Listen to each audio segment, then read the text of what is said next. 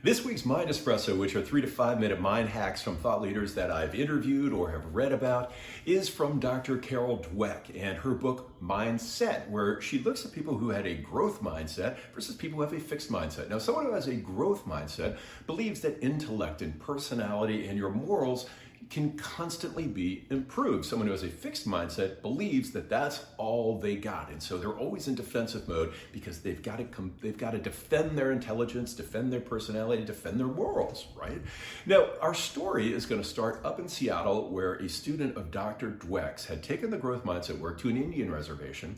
And at that Indian reservation, the students had consistently underperformed in the Seattle school district area. They're at the bottom of the rankings.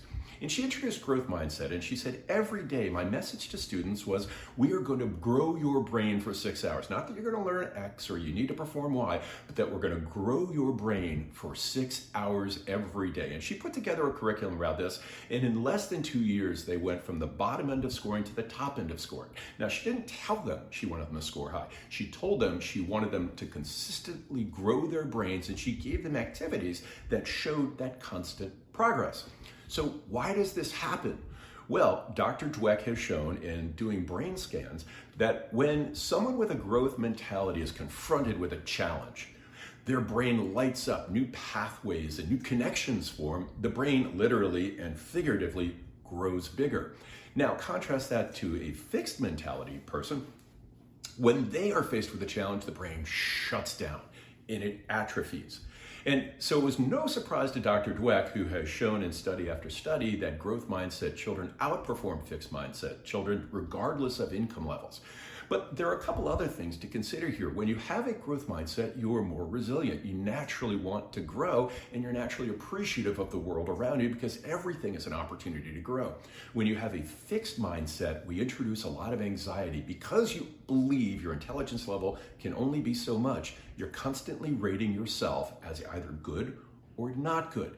And what she showed in experiments and others have shown is you take on some really antisocial personality traits, like trying to find other people that you're better at when you fail so that you don't feel so bad, or you'll cheat.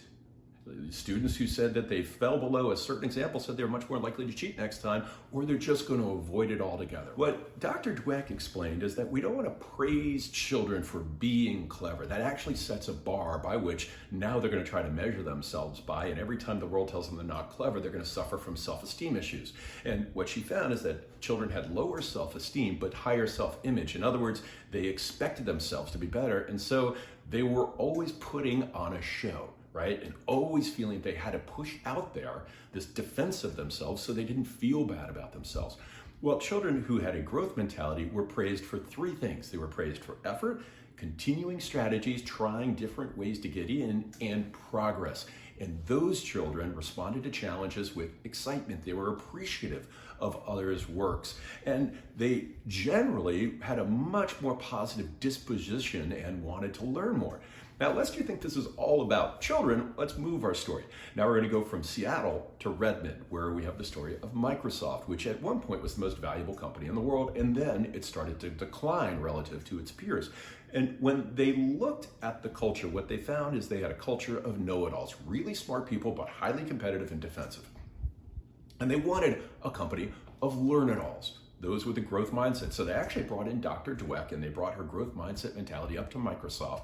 And through culture change and through a lot of business effort and other things, Microsoft has now regained their perch as the most valuable company in the world, or at least trades that spot with Apple. So what is going on, and what's the lesson for all of us? Well, the lesson is we want to focus less on comparison, whether or not we're good enough when it comes to our intellect or our personality or morals, and focus more on growth.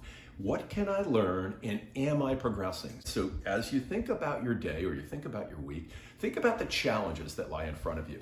And rather than embrace the anxiety, use the energy from anxiety for enthusiasm to learn, right? Just switch that energy, because that energy is going to be there, whether it's anxiety or enthusiasm is up to you.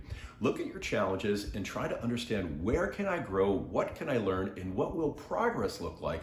And then on an ongoing basis, you're going to shift your personality, right? Because all personality, by the way, is a collection of cognitive habits. You're going to shift your personality from a more fixed mindset to a more growth mindset. And that is this week's Mind Espresso.